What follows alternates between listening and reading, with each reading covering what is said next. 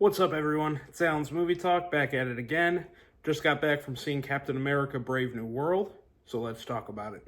So Brave New World is the first of three releases coming this year from the MCU. And, I am a huge fan of the MCU. It's one of my favorite franchises of all time. But, as a fan, I have to acknowledge that since 2019 and since Avengers Endgame, this universe as a whole has been on a very rocky and inconsistent path. Now, there wasn't all disasters throughout the entirety of that run, but it has not been held up to the same quality and the same standard that we got in the first three phases of the MCU, and for me, that has been extremely disappointing. So what does that all mean for my expectations going into Captain America Brave New World? Well, I know this was one of the films that was basically already in production, a script was written, and they started reshooting before a lot of the course corrections that Marvel decided to take were in effect. So this is still a film that comes from the era of the MCU that I was not particularly high on. So I had a lot of mixed expectations for this film. I had heard about a lot of the reshoots. I knew about all the troubles behind the scenes that this film had. So my expectations were really right in the middle. I didn't think this was going to be a particularly great film, but I also didn't think it was going to be the worst thing that we've ever gotten. And truthfully, I wasn't the biggest fan of Falcon and the Winter Soldier. I thought overall the writing kind of let that show down.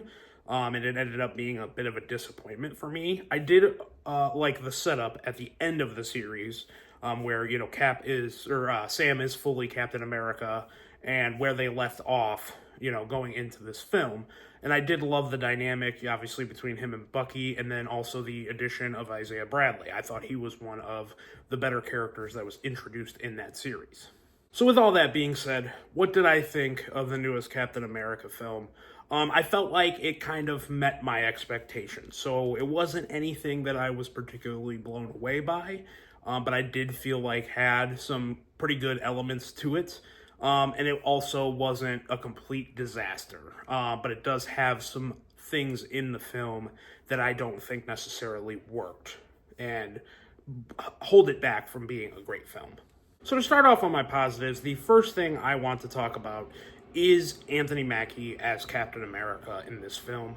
I was one of the people that I was a little bit worried about Anthony Mackie and Sam Wilson taking over the mantle of Captain America. At the time of Endgame, I always believed it should have been Bucky. But with all that being said, I do feel like he was one of the best parts of this film. To me, this film works the best when it is telling the story about Sam, getting into the role of Captain America. He had some big shoes to fill. I mean, Chris Evans as Steve Rogers is one of the most iconic superhero characters of all time. So there was a lot of baggage that came with him taking this role. And I felt like he did a great job. To me, this movie is at its best when it focuses on Sam's struggle taking up this mantle and him feeling like he's not worthy enough for the mantle and overcoming those insecurities and those doubts about himself. That, to me, is what works the best about this, and it proves that Anthony Mackie can carry this mantle and carry this franchise, be in a leading man in these films. And then also, to piggyback off of that, I think that the best parts of this film that work for me are the follow-ups to The Winter Soldier, particularly with the characters from Falcon and the Winter Soldier, in Isaiah Bradley and Joaquin. I feel like their dynamic between those three is easily the strongest and the most emotional and heartfelt aspect of this film, and it's the one that you care about the most, particularly Sam's relationship with Isaiah Bradley. And, we got the history and the backstory in Falcon and Winter Soldier, and I feel like that brings, in this film, it brings it over into the film seamlessly, and it makes us care a lot about it, and a lot about Isaiah and Sam's connection with Isaiah. And I wasn't like I said, I wasn't a huge fan of Falcon and Winter Soldier, so I wasn't really expecting the most emotional beats of this film having to do with Sam and Isaiah Bradley. And I feel like I don't know his name, but the guy who plays Isaiah Bradley also did a fantastic job in the acting department. So to me, that was the most surprising aspect of this film. And honestly, this movie just has a strong supporting cast in it. And like I said, Isaiah Bradley, Joaquin, they're great. Their relationship with Sam is great. But to me, the standout was Harrison Ford as Thaddeus Ross. And I was really surprised at where the plot went in this film, and particularly where Ross's character arc goes in this film. And, you know, they were dealt a hard hand, right? Marvel was, by the passing of William Hurt in this role. But I really felt like after seeing this film that they made the perfect choice to recast William Hurt with Harrison Ford.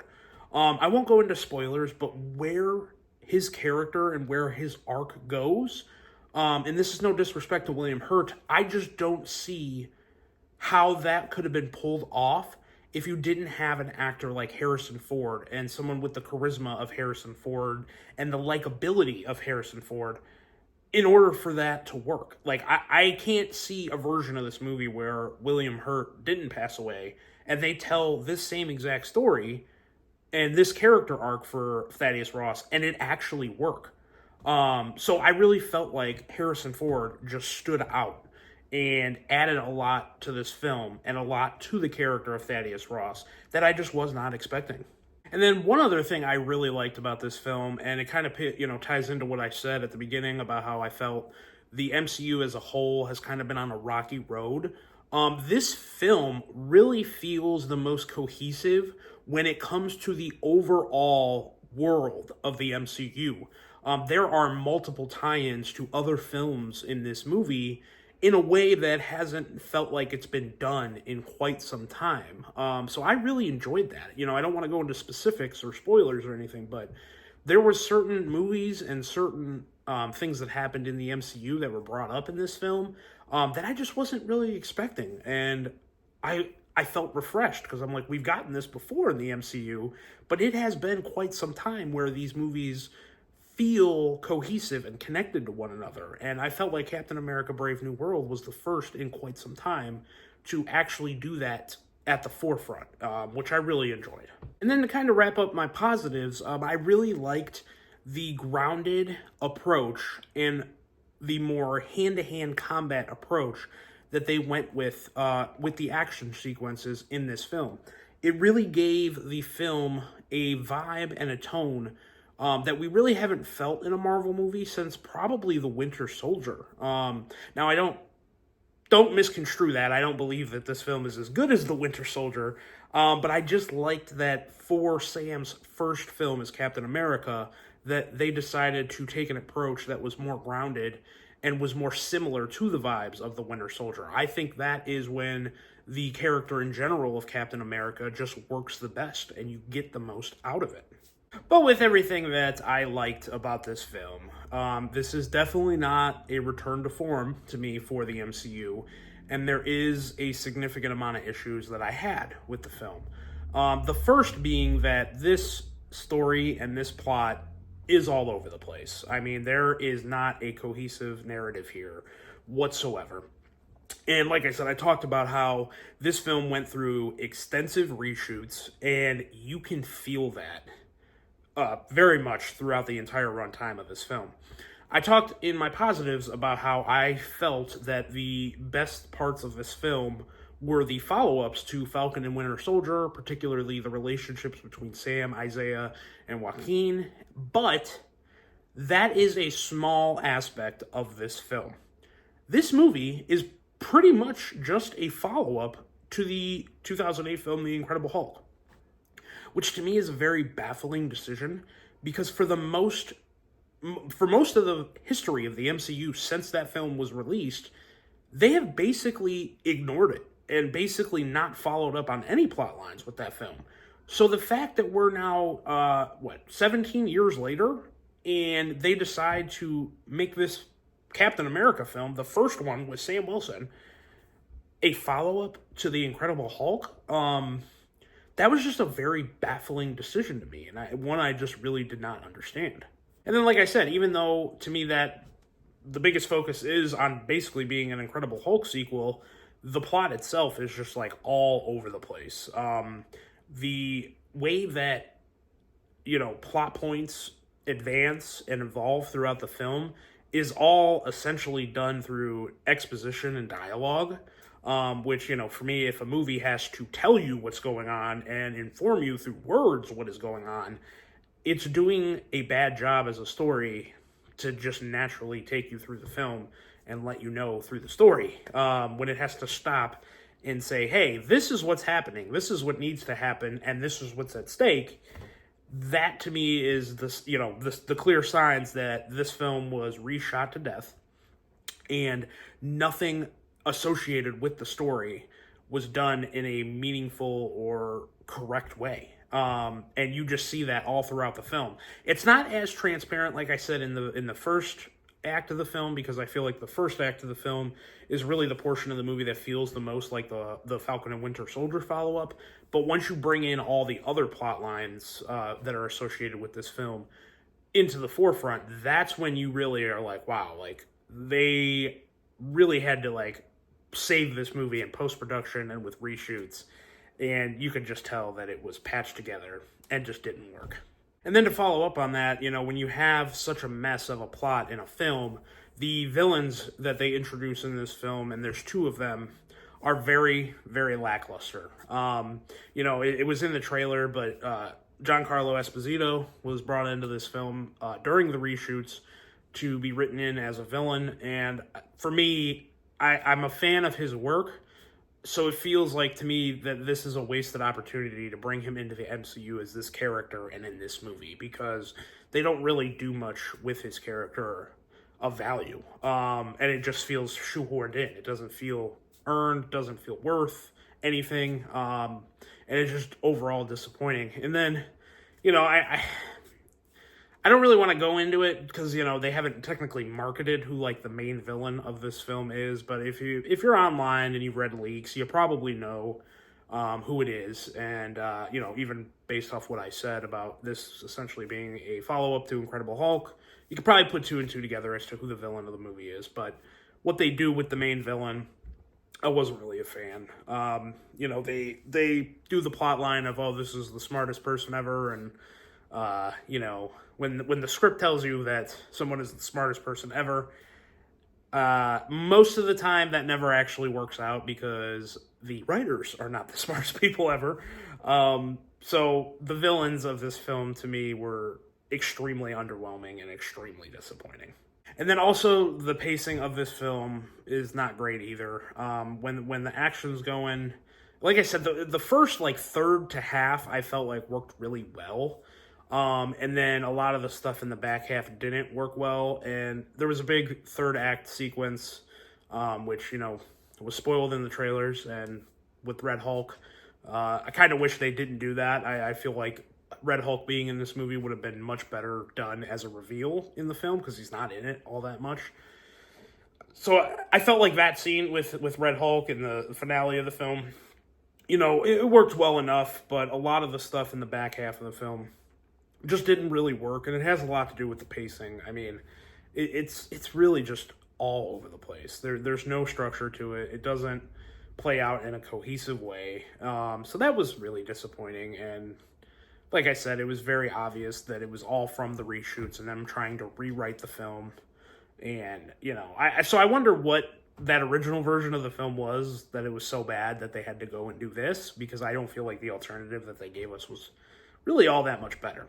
So, and then with the messy plot and a lot of, there's a lot going on, right? There's too many plots, there's too much going on, and I feel like because of that, the best elements of the film, we don't spend enough time with. Like I said, I felt like all the best elements had to do with Sam stepping into this role as Captain America, the follow-up from Falcon and Winter Soldier with Isaiah and Joaquin, their relationship, the character arc of Thaddeus Ross, that all worked for me, but a lot of it just felt like they didn't get enough time to do what they wanted to with that story to make it a full and concluded story, because of the fact that we just had so much going on in this film. So it was just disappointing because we got a lot of what we didn't want, and then what we did want and did enjoy, you barely got any of it. Particularly with Isaiah Bradley. Like, that relationship between Sam and Isaiah was fantastic, and I would have loved more of it, but it's barely in the movie. And I thought, too, I won't spoil anything, but I thought that with where they had Isaiah in the film, that they would bring him back maybe in the back half and in the finale to do some really cool stuff. But they don't. So it feels like a lot of the stuff that I was interested in that they set up really just doesn't pay off in the way that I wanted it to whatsoever. And while I do think that a lot of the CGI in this film actually was somewhat okay, particularly Red Hulk, I felt like the CGI on Red Hulk was done fantastically. It looks great. I mean, they did a good job morphing Harrison Ford into it and everything. There is some bafflingly bad CGI in this film in certain moments. And to me, those seem like the moments that were filmed and done on a green screen in reshoots. So that kind of explains why they look so bad. But like, man, there's a scene in particular, and if you've been online, you've probably already seen it. There's a scene in particular where there's a case of green screen that is like the most egregious case of green screen usage I've ever seen in a blockbuster film like this. So yeah, some of the visuals just really did not work for me. But overall, guys, like I said, I am very mixed on this film. But I did get there is enjoyment to be had in this film if you're a fan of these characters and a fan of the MCU.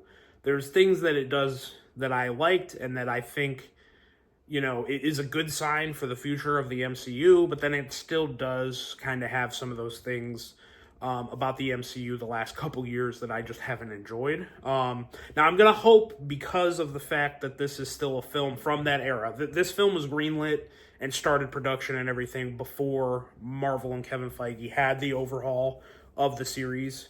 So I'm going to just hope that that's the reason why, that, there is the issues that there is in this film, and that a lot of the good stuff that was in there is hopefully what we have to look forward to in the future. But overall, this movie is a bit of a mixed bag for me.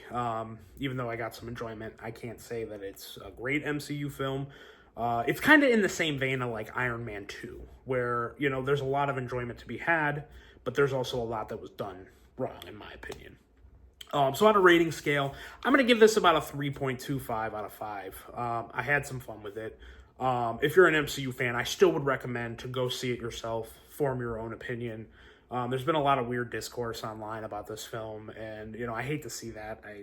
It's just not what I like doing. I think when it comes to reactions and everything, I feel like everybody should go see the film for themselves, form their own opinion, and if you like it, you like it. If you don't, you don't. That's just what it is, so... All right, guys, if you've seen Captain America Brave New World and you want to talk about it and let me know what you thought about it, go ahead and comment below. Besides that, everyone have a great day.